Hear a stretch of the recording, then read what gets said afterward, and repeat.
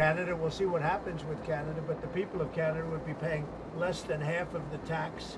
Am I going to impose tariffs on the European Union? Absolutely. Recently, when U.S. President Donald Trump imposed and then suspended tariffs on all Canadian products, Canada, an energy treasure spread across the vast lands of North America, has always been a sort of safety net for the United States economy. We'll see what happens with Canada, but the people there would be paying less than half the tax that I'm going to impose as a tariff on the European Union. Absolutely. That's what then President Donald Trump said when he imposed, and later suspended, tariffs on Canadian products. But recently, things have changed. Washington's protectionist measures have pushed Canada to set its sights on new destinations, Europe and Asia. What does this mean for the United States? Could losing its largest energy supplier right across the border shake the global balance of power if cheap oil, abundant gas, and critical minerals start flowing to European ports and Asian refineries? Jobs, development, and the United States' strategic influence could be at risk. Or is the energy alliance between Canada and the United States still indispensable? Let's explore the implications of this Canadian pivot on the global stage. Global energy markets have undergone profound changes in recent years, and Canada is right at the center of this transformation. With abundant reserves of oil and natural gas, the country has become a key player in an increasingly strategic game. Energy trade with the United States is vital to both economies, but political tensions have altered this dynamic.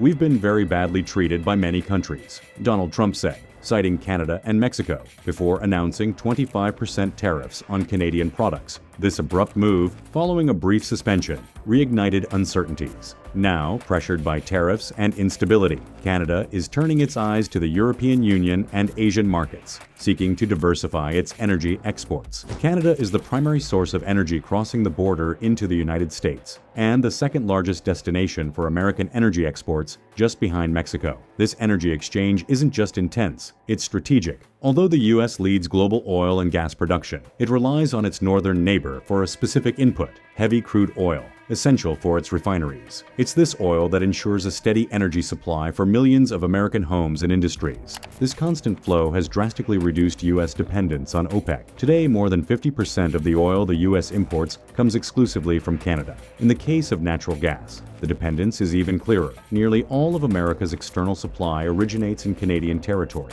The same applies to electricity and sensitive minerals like uranium, all playing a vital role in production chains and defense. Energetically, Canada isn't just useful, it's structural to the security and predictability of energy costs in the United States. Why is Canada redirecting its focus to the European Union and Asia? The answer starts with a direct impact from Washington. Threats of tariffs of up to 25% on Canadian products, including 10% specifically on oil, have shaken one of the most integrated free trade zones on the planet. The reaction in Ottawa was one of surprise and recalibration. The sudden hostility from the U.S. sparked a strategic push in Canada, urgently diversify its trade partners. As a goal, the Canadian government aims to increase exports to markets outside the United States by 50% by 2025. And in this rerouting, the European Union and Asian markets emerge as the new hubs of opportunity. The European Union, one of the world's largest economic powers, currently holds the position of Canada's second largest trade partner. This bond was strengthened through the Comprehensive Economic and Trade Agreement, or CETA, which reshapes the commercial possibilities between the two blocs. With it, Canadian companies gained preferential access to the European market, a strategic step to reduce their dependence on the United States. The agreement was signed in 2016 by Prime Minister Justin Trudeau and European Union leaders, entering provisional effect the following year, while awaiting final ratification. In practice, CETA eliminated tariffs on nearly all transatlantic goods, opened channels for services, and established regular consultations for regulatory alignment. With this, companies on both sides began competing for public contracts at all levels of government, from Canada to the 27 EU member states. The result? A market estimated at $3.3 trillion opens up to Canada's private sector. Despite its ambition, CETA faces resistance within the European Union itself, and this has stalled its definitive ratification. As the agreement requires approval from all 27 member states, national objections hold veto power. So far, 10 countries, including Italy, Ireland, and Poland, have yet to ratify it. Criticisms vary. Some say the dispute resolution mechanism overly favors large corporations. Others question risks to sovereignty, food security, and the impact on local agriculture. In some parliaments, a simple lack of legislative priority has also delayed the process.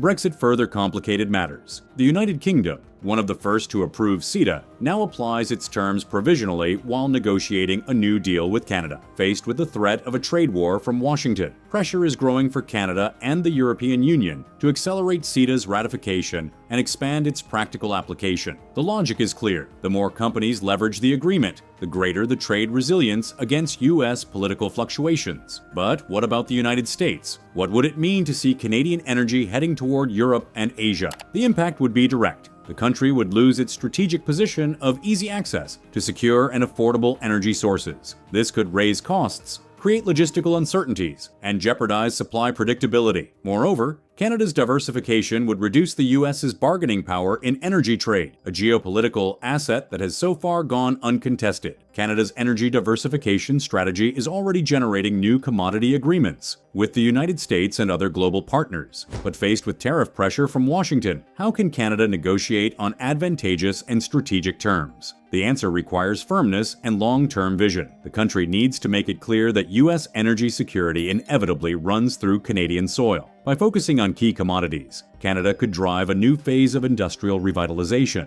This would mean GDP growth, stimulation of technical innovation, and attraction of capital, both domestic and foreign. The practical effect would be a strengthened productivity chain, with accelerated investments in internal resources. In the end, this approach would make Canada not just useful, but structural to the energy and economic goals of the United States. By prioritizing strategic commodities, Canada could also reactivate its manufacturing sector and an entire chain of complementary industrial services. This approach would still allow the country to bolster its environmental goals, with policies like methane capture and conservation along the value chain. In other words, a resource-based economy doesn't need to be limited to raw extraction and export. There's also a geographic imperative: market diversification. The U.S.'s 25% tariffs on Canadian steel and aluminum reinforce the urgency of finding alternative destinations. Expanding the resource base would boost large-scale projects and increase exports of energy, agricultural inputs, and raw materials to Europe and Asia. In the medium term, this would pave the way for Canada to access the world's largest and most dynamic growing markets. Washington has already made it clear it recognizes the strategic value of Canadian resources. The decision to apply only a 10% tariff on Canadian energy versus 25% on other commodities was, in practice, an admission of its importance to American interests. But how exactly do Canadian oil and gas sustain the United States energy strategy? Canadian exports of oil, gas, and electricity bolster U.S. energy stocks, help keep prices under control, and enable the expansion of American exports to global allies. All this is possible thanks to the deep integration of energy infrastructure between the two countries. Breaking this dependence would come at high costs and involve long timelines, something Washington knows it can't ignore. Even as a net exporter of oil and gas, the United States has a clear strategic goal: helping its allies in Europe and Asia move away from less reliable suppliers. At the same time, they need to meet a growing domestic demand, driven, among other factors, by the explosion of data centers and artificial intelligence. American reserves are vast, but already under pressure. It's in this scenario that Canada's stable and reliable production gains even more value. Integrated through pipelines and binational grids, this energy reinforces U.S. domestic supply, and with that, Washington gains room to export to allies, without American consumers feeling the impact on prices. Canadian oil, due to its scale and specificity, could disrupt the United States' ambition to become the world's leading supplier of flexible oil.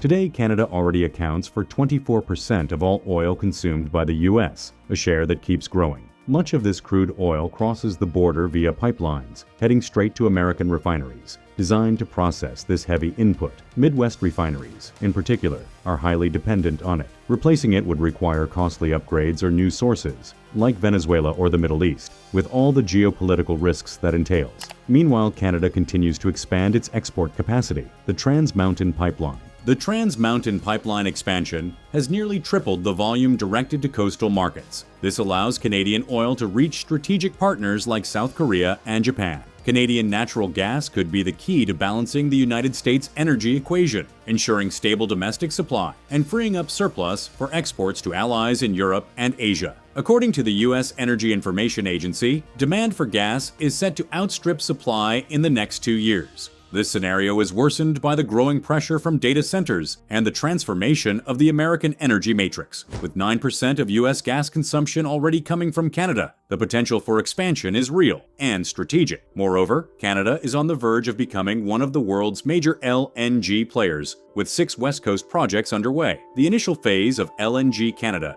begins operations this year, marking a turning point. Canada's total export capacity could reach 6.26 billion cubic feet per day, enough to place it among the top 5 global exporters of liquefied natural gas. What will Canada's role be in the future of U.S. energy? The answer may lie in electricity, clean, abundant, and low cost. This supply already powers strategic U.S. sectors like artificial intelligence, advanced manufacturing, and cutting-edge technologies. While the U.S. generates much of its own electricity, it's Canadian energy that helps keep costs low in many states. Projects like the Hertel New York line from Hydro-Quebec go further. They're expected to meet 20% of New York City's electricity demand. Over 30 years, this could generate savings of $17 billion for local consumers. Today, more than 30 transmission lines cross the border, directly connecting Canadian provinces to American states. With the rise of AI, whose energy demand is expected to triple by 2028, Canada's role in the security of the U.S. electric grid is likely to become even more strategic. Canada's strategic decision isn't just a commercial reconfiguration. It could deeply alter the global energy and geopolitical balance. We're talking about supply chains, diplomatic influence, and structural interdependence between powers. But what do you think changes with this shift? Is Canada just protecting its interests or redefining its place in the world? Leave your analysis in the comments. We want to hear your take on the implications of this change. And of course, if this kind of content helps you better understand the behind the scenes of power, consider leaving a like and subscribing to the channel. That way, you'll stay updated on every new move on the global chessboard with context, depth, and no shortcuts.